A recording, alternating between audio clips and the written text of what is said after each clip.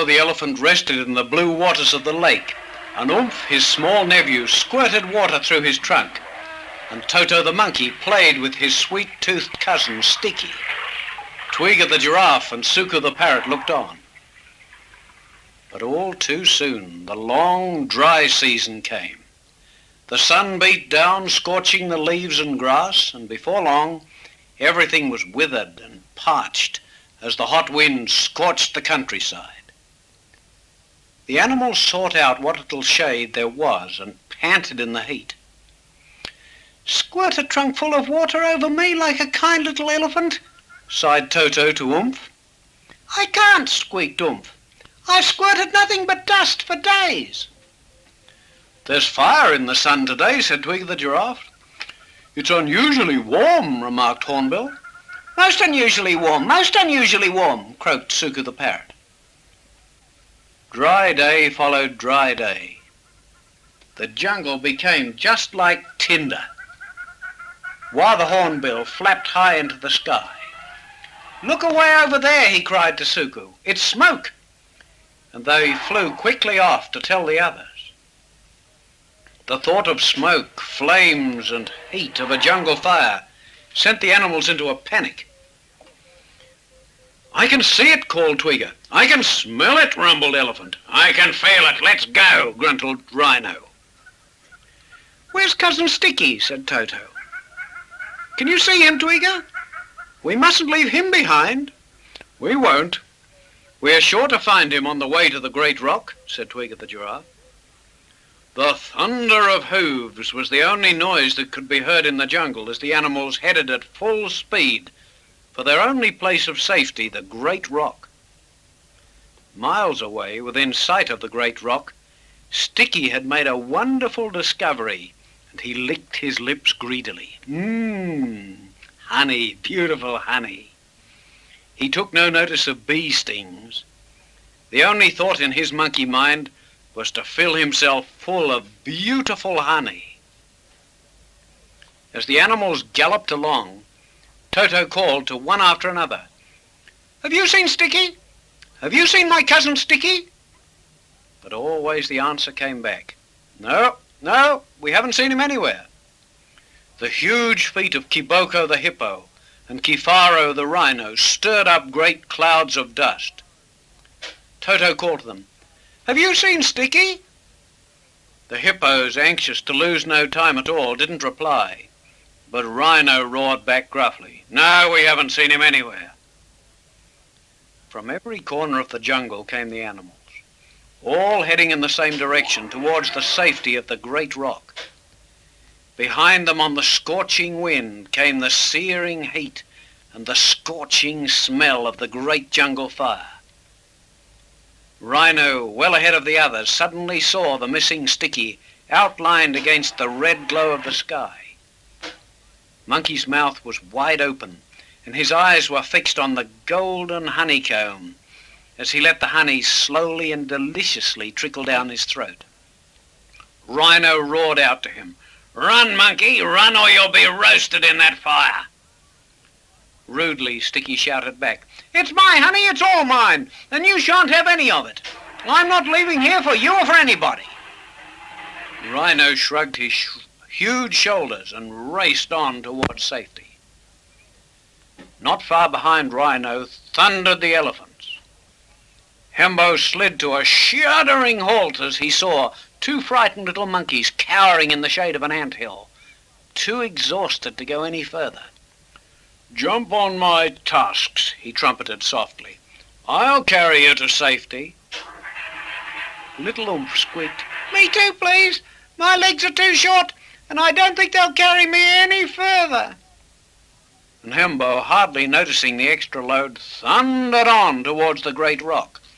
The crackling of the flames seemed to be gaining on him as Twiga caught up. "Has anyone seen Sticky?" shouted Toto. "No," came the answer, "but we'll all keep an eye out for him." Pausing for a moment in their flight, Riff and Raff, the giraffe twins, stopped beneath Sticky's tree. "Come on, little monkey, come on or you'll cook. There's a great fire coming, listen to it. Run for your life." Sticky daydreaming delightfully and stuffing fistfuls of his favourite food down his throat without even looking to see who was calling to him, said, "I'm not coming. I'm too busy." The terror-stricken animals dashed madly past Sticky's booyoo tree. But Sticky, his senses dulled by his passion for honey, took no notice. He was so possessed by the sweet smell of the honey that he wasn't aware of the pungent smell of smoke from the approaching fire. The two little monkeys, being carried to safety by Hembo the elephant, suddenly cried out, "Look, up in that tree, there's Sticky, and he's asleep." Elephant made a detour to approach the tree more closely, and Hembo trumpeted loudly. And Sticky shot into the air, rudely awakened, but yelling determinedly, "No, I won't, I'm not going, go away, I'm not going yet, not until I finished my honey." Elephant moved on, then stopped, turned and trumpeted, "Come with us, you'll fry if you don't." "I'm happy as I am," Sticky shrieked, angrily. "I can look after myself, go away, go away, go away." The last animal to come past the tree were Tweeger and Toto, delayed by their search. The flames were close behind them. Then suddenly Toto yelled, "Tweeger, look, there he is, that's Sticky. We found him at last." When Tweeger reached the tree, Toto spoke, and his voice was full of relief. "We've been looking for you everywhere, Sticky. Climb up here next to me, and you'll be safe. We haven't much time." "What?" grunted Sticky, "and leave my honey? I'll go when I'm ready, not yet." "Anyway, there's plenty of time yet." Tweeger's voice came quietly. "Honey's not much good when you're in danger. We're running for our lives to the great rock. It's the only safe place." Fear clutched at Toto's heart as he saw the flames leaping towards them. "Hurry, Sticky, hurry! Please come now!" "It's your last chance," urged Tweeger. "Not now," growled Sticky. "I tell you I'm not coming yet." The whole jungle suddenly burst into raging flames. Giraffes sprang into full gallop. The hungry fire, the choking smoke, the scorching heat fell behind them as they came closer and closer to safety. Almost exhausted, Tweeger and Toto reached the great rock. Here it was calm and secure. Toto looked round for his friends and sighed a deep sigh.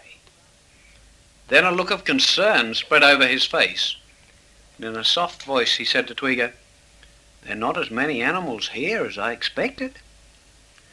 "True," said Tweeger. "Many, like your cousin Sticky, made the great mistake. They left it too late." And Hembo nodded. "The time to escape danger is always now, not later." Later, Toto looked over the smouldering jungle. The fires were slowly burning themselves out. Through his mind went the words, "Now, not later. Now is the time." Poor Sticky. He only used monkey wisdom. Similar wisdom was used by the rich farmer. He'd had a splendid harvest. His barns were full. He said to himself, "I'm a success. I've made my fortune. Now I'll relax and enjoy it. I'll eat and drink and have a good time."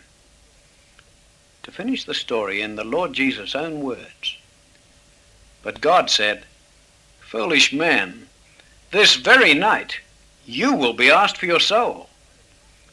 Today is the day to ask God to forgive you. The Bible makes it crystal clear. Now, this very day is the day of salvation. So seek the Lord while he may be found. Call upon him while he is near.